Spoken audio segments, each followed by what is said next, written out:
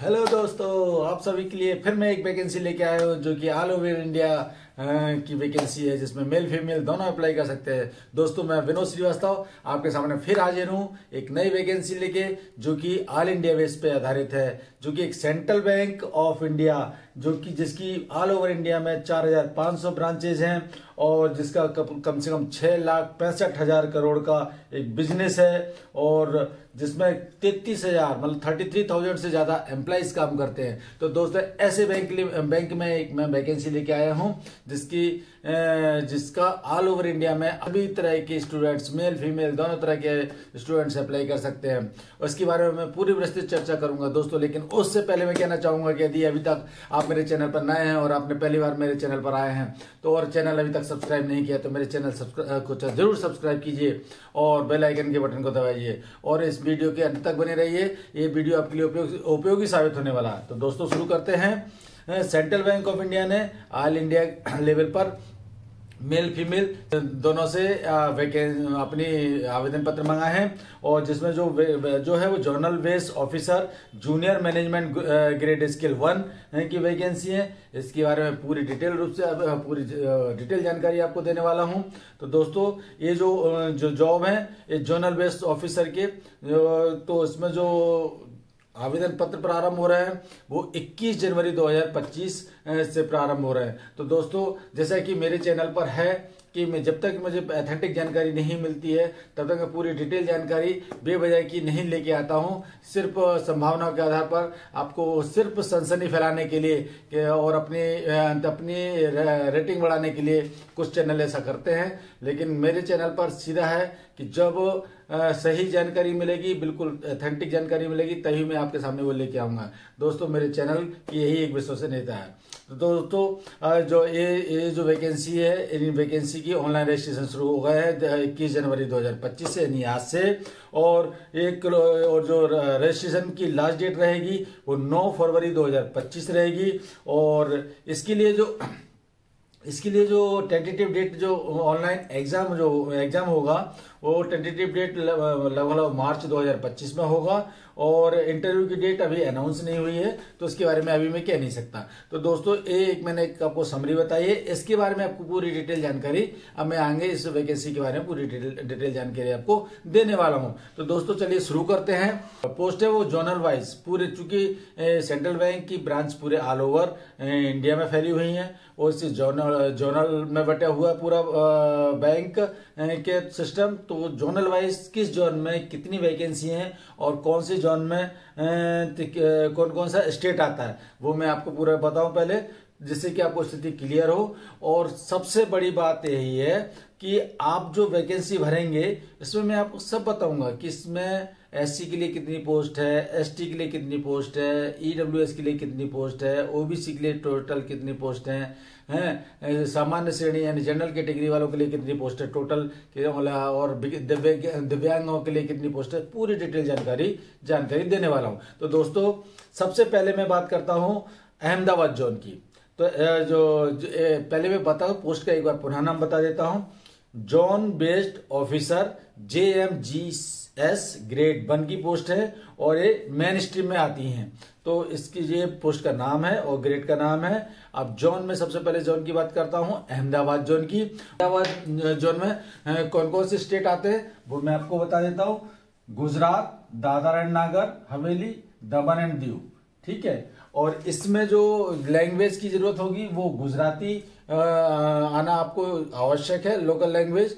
और इसके लिए जो टोटल पोस्ट है वो 123 पोस्ट है। 123 पोस्ट में एससी के लिए 18 है, एसटी के लिए 9 है, ओबीसी के लिए 33 है, ईडब्ल्यूएस के लिए 12 है, और जनरल के लिए 11 है, और पीडब्ल्यूडी में टोटल 4 पोस्ट है, जिसकी कैटेगरी अलग अलग, एक एक पोस्ट सभी कैटेगरी में डिवाइड है।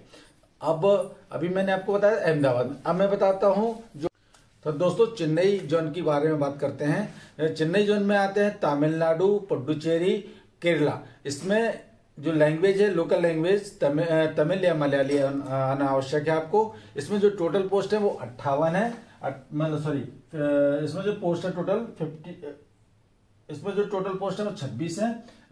एससी के लिए 8 है, एसटी के लिए 4 है, ओबीसी के लिए 15 है, ईडब्ल्यूएस के लिए 5 है और जनरल के लिए 26 है। इस बताता हूँ गुवाहाटी जोन में कौन कौन से क्षेत्र आते हैं और उसमें कौन सी लैंग्वेज आपको लोकल आनी होनी चाहिए। तो गुवाहाटी में असम, मणिपुर, नागालैंड, मेघालय, अरुणाचल प्रदेश, मिजोरम एंड त्रिपुरा, ये जो स्टेट आते हैं। और इसमें जो लोकल लैंग्वेज आपको आनी चाहिए, असमिया, बंगाली, बोडो, मणिपुरी, गारो, खासी, मिजो और कोकबोरक, है ना। इसमें टोटल 43 पद हैं। 43 पद में एससी के लिए 6, एसटी के लिए 3, 11 ओबीसी, 4 ईडब्ल्यूएस और 19 जनरल के लिए है। और इसी तरह हैदराबाद जोन में टोटल 42 पोस्ट हैं।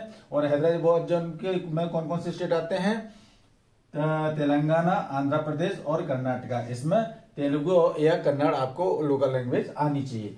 इसमें जो टोटल पद हैं, चाहे एससी के लिए 6, एसटी के लिए 3, ईडब्ल्यूएस के लिए 11, ओबीसी के लिए 11 और ईडब्ल्यूएस के लिए 3 और जनरल के लिए 19। इस तरह से टोटल 42 पद हैं। इस तरह से ये जो पूरे जो जोन है, हैदराबाद, गुवाहाटी, चेन्नई, अहमदाबाद, ये जो चारों जोन में टोटल 266 पद हैं। और 266 पद में 39 एससी के लिए है, 19 एसटी के लिए, 71 ओबीसी के लिए, 26 ईडब्ल्यूएस के लिए है और 111 पद जनरल वालों के लिए है। तो इस तरह से मैंने आपको बताया कि जोन वाइज और किस किस स्टेट में कौन सा कितनी वैकेंसी हैं। अब आगे बात करते हैं, ये जो वैकेंसी हैं, ये वैकेंसी टेंटेटिव वैकेंसी हैं और बैंक को ये अधिकार है कि उनके वो वैकेंसी की जो पद हैं वो बढ़ा और घटा सकते हैं और बढ़ने की संभावना ज्यादा है।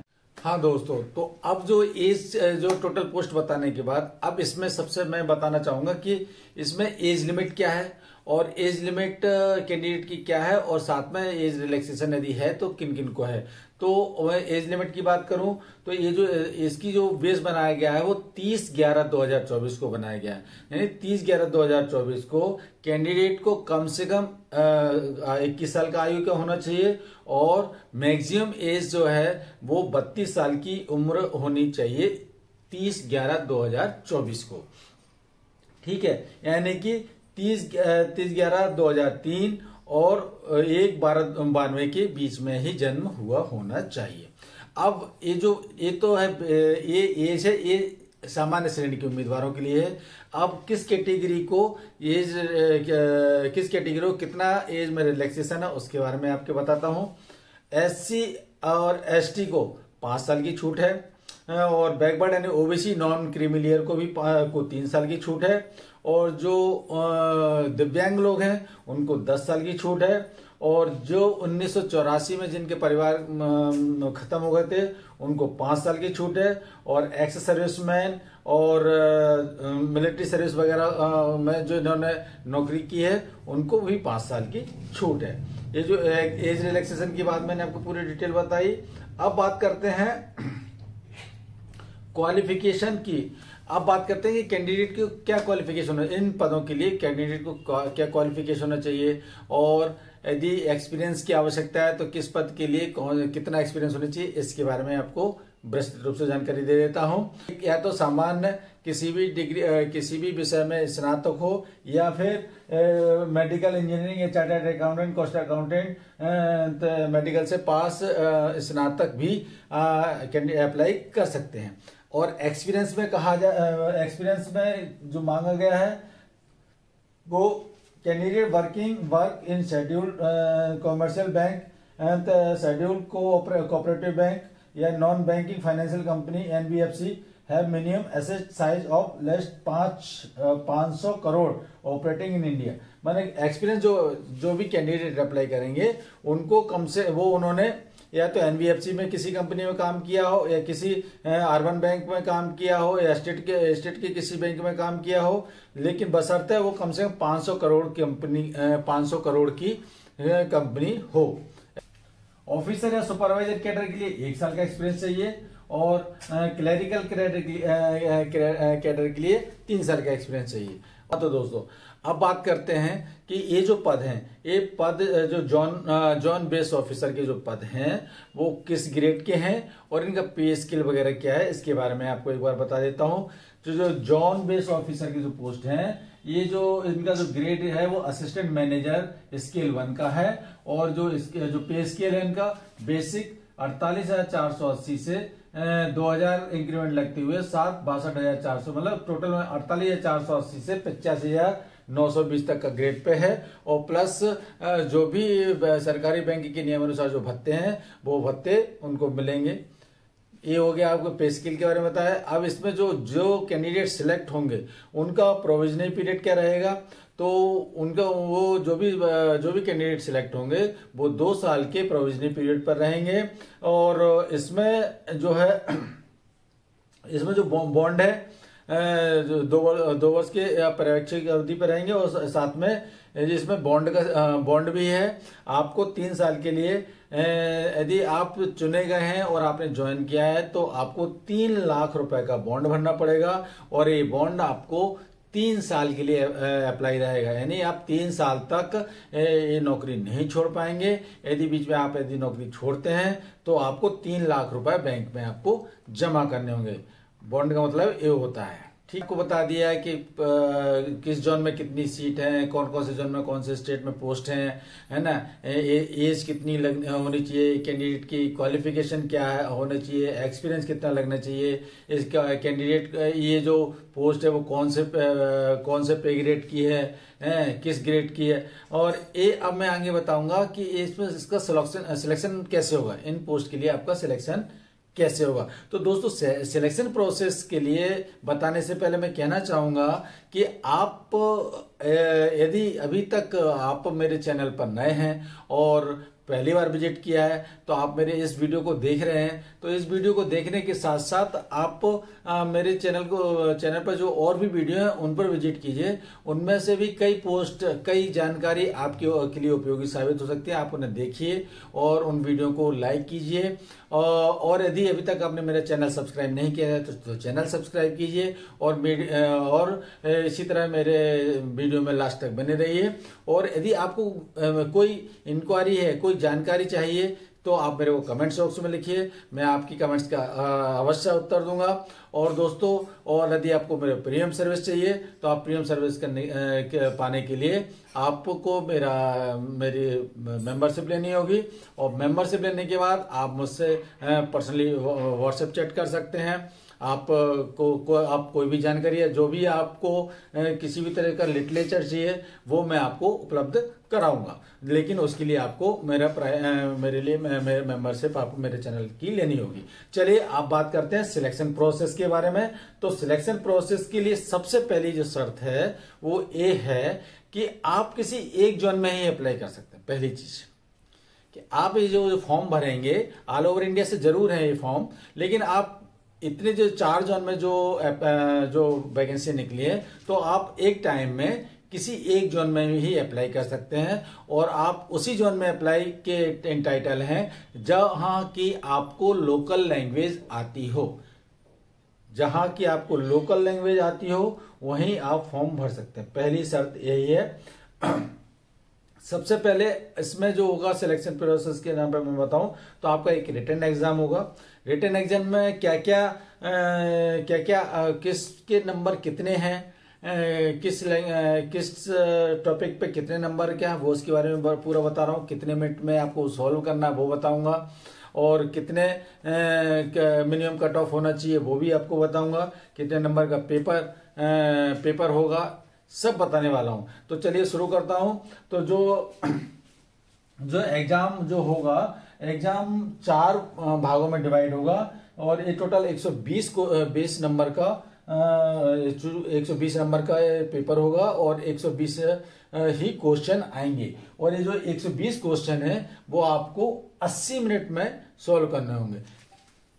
ये जो क्वेश्चन है, क्वेश्चन सॉल्व करने की आपको स्पीड चाहिए। इसमें जो क्वेश्चन आएंगे वो उतने मतलब आसान तो होंगे, लेकिन उसमें स्पीड मतलब 80 मिनट में 120 क्वेश्चन चाहिए।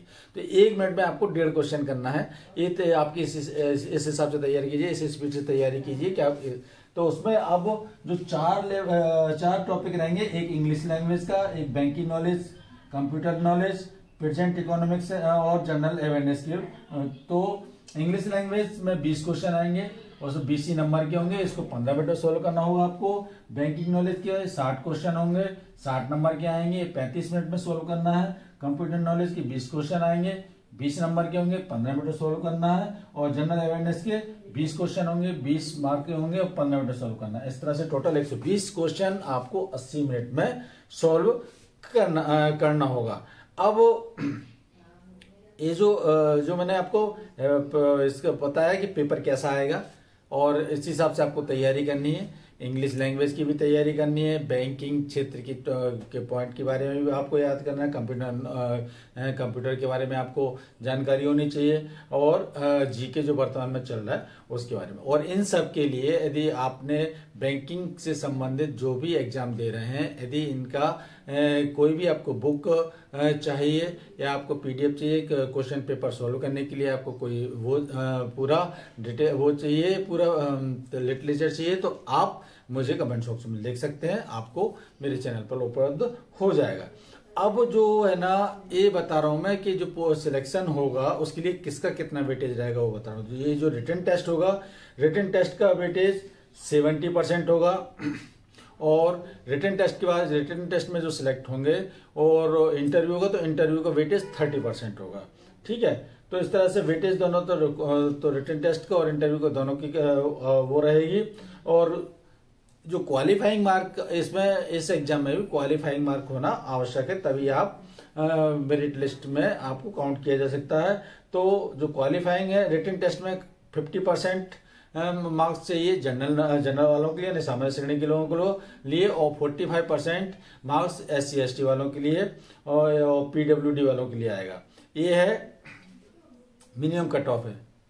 ठीक है, और जो इंटरव्यू है, जो इंटरव्यू जो 100 नंबर का होगा, और इस तरह से इंटरव्यू में भी आपको क्वालिफाई में चाहिए कम से कम 50% जनरल वालों के लिए, और SC/ST और OBC और PWD वालों के लिए 45% मार्क्स इंटरव्यू में कम से कम आना चाहिए, कट ऑफ है। ठीक है, और इन दोनों के रेशो के हिसाब से आपकी जोनल वाइज आपकी मेरिट लिस्ट बनेगी, और उसमें यदि आप आते हैं तो आपका सिलेक्शन पक्का।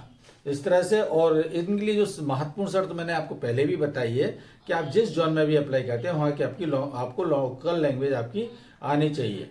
वो एग्जाम रिटन एग्जाम होगा, वो मार्च में संभावित तिथि, मार्च की डेट नहीं है लेकिन टेंटेटिव है कि मार्च 2025 में इसका रिटन एग्जाम होगा। और जो रिटन एग्जाम होगा ये ऑल ओवर इंडिया में टोटल 30 सेंटर हैं, उन पर होगा। उनको एक बार मैं नाम बता देता हूँ। गांधीनगर, सूरत, राजकोट, जामनगर, बड़ौदा, भावनगर, चेन्नई, कोयम्बटूर, एर्नाकुलम, मदुरई, तिरुवनंतपुरम, तिरुचि, गुवाहाटी, सिलचर, डिब्रूगढ़, हैदराबाद, बेंगलोर, गुंटूर, हुबली, विशाखापट्टनम, वारंगल, भोपाल, चंडीगढ़, मोहाली, दिल्ली, कोलकाता, लखनऊ, मुंबई, पटना, पुणे, रायपुर। इस तरह से टोटल 30 सेंटर हैं। वहां पर आपको यहाँ पर आप कहीं भी आप सेंटर आप भर सकते हैं। अब बात करते हैं कि ये जो फॉर्म है, ये फॉर्म भरने की फीस कितनी है। तो फॉर्म भरने की फीस है, जो फॉर्म की फीस मांगी गई है वो नॉन रिफंडेबल रहेगी। इसमें SC/ST और PWD कैंडिडेट और वुमेन्स के लिए यानी महिलाओं के लिए 175 रुपये प्लस GST फीस है, और ऑल अदर सभी तरह के कैंडिडेटों के लिए 850 रुपये प्लस GST फीस है। एक बार पुनः फीस कितनी है वुमेन्स के लिए, मतलब महिलाओं के लिए, और SC/ST OBC और PWD के लिए 175 रुपये प्लस GST, और ऑल अदर कैंडिडेटों के लिए 850 रुपये प्लस GST एप्लीकेशन फीस रखी गई है। अभी मैंने आपको फीस बता दी, आपको एज बता दी, आपको क्वालिफिकेशन बता दी, पेपर कैसे देना है, मतलब सिलेक्शन कैसे होगा, पेपर इंटरव्यू किसका कितना रेशो है, मैंने सब आपको डिटेल जानकारी दे दी है। अब आपको बताता हूं कि फॉर्म को अप्लाई कैसे करना है, हाउ टू अप्लाई। फॉर्म को अप्लाई एक सबसे बड़ी वो है, यदि आप वहाँ किसी तरह की कोई त्रुटि करते हैं या गलती करते हैं तो आपके फॉर्म को रिजेक्ट कर दिया जाता है। इसलिए आप को सबसे पहले ये ध्यान रखना है कि फॉर्म भरने की अंतिम तिथि है वो 9 फरवरी 2025 है। तो आप 9 फरवरी 2025 की लास्ट डेट तक इंतजार नहीं कीजिए। यदि आप एक क्वालिफिकेशन पूरी करते हैं और आप तैयारी कर रहे हैं बैंक की, तो आप जितनी जल्दी हो सके इस फॉर्म को भर दीजिए। ऑनलाइन एप्लीकेशन के लिए आपको सबसे पहले क्या करना है, आप सबसे तैयारी कर लीजिए। आप वैलिड आपका ईमेल आईडी हो, अपना आपका लेटेस्ट फोन नंबर हो, ऑनलाइन पेमेंट आपने कर दिया हो, आईडी वगैरह सबकी जो मार्कशीट की फोटो कापी, यदि आप तो किसी के श्रेणी में आते हैं तो आपके प्रमाण पत्र सभी तब करके आपको तैयार रखना है स्कैन करके। उसके बाद आपको क्या करना है, सबसे पहले बैंक की ऑफिशियल बैंक की ऑफिशियल वेबसाइट पे जाइए और उसमें जो लिखा रहेगा क्लिक हेयर टू अप्लाई में, तो क्लिक हेयर अप्लाई ऑनलाइन पर आप क्लिक कीजिए तो आपको एक ऑनलाइन एप्लीकेशन फॉर्म ओपन होगा, उसको आप पूरा फिल कीजिए, है ना। उसकी लिंक पूरी मैं डिस्क्रिप्शन बॉक्स में अपनी दे दूंगा, वहां से आप ले सकते हैं, है ना। और उसके बाद उसमें आप जब फिलिंग करेंगे जो भी मांगा है आपसे इंफॉर्मेशन, नाम, पता और क्वालिफिकेशन वगैरह, उसमें जब आप एंटर करेंगे तो आपको एक यूनिक पासवर्ड प्राप्त होगा। उसमें आपको आईडी पासवर्ड प्राप्त होगा, उसे आप पेपर पे लिख लीजिए। और इसमें सुविधा है कि जहां तक आप फॉर्म भरने के बाद आप सेव एंड नेक्स्ट कर सकते हैं। जहां तक आपने सेव एंड नेक्स्ट कर दिया वहां तक आपकी इंफॉर्मेशन दी हुई इंफॉर्मेशन आपकी सेव हो जाएगी, उससे फिर आप आगे का फॉर्म भर लीजिए। और इसी तरह से टोटल कंप्लीट रजिस्ट्रेशन करने के बाद यदि आपने क्लिक कर दिया तो आप उसमें किसी तरह का कोई चेंज नहीं कर सकते। और जो फीस है वो आप ऑनलाइन कर सकते हैं और ये फॉर्म पूरे आपको ऑनलाइन ही भरना है।